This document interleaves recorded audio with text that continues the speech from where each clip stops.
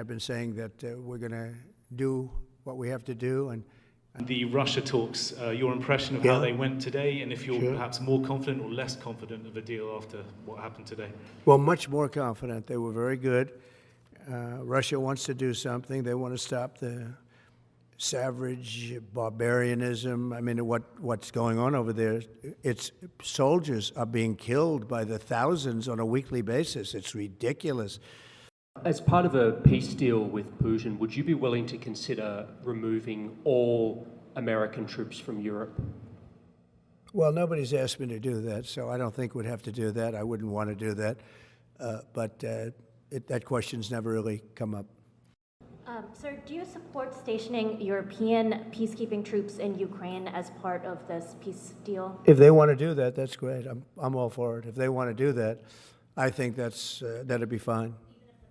I mean, I know France has mentioned it. Others have mentioned it.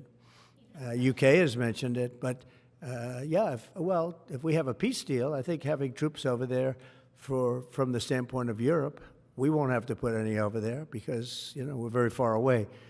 But having troops over there would be fine. I would not object to it at all. We're talking about this. And I'm very disappointed. I hear that, they're upset about not having a seat. Well, they've had a seat for 3 years. And a long time before that, this could have been settled very easily. Just a half-baked negotiator could have settled this years ago, without the loss of much land, very little land, without the loss of any lives, and without the loss of cities that are just laying on their sides. Well, we have a situation where we haven't had elections in Ukraine.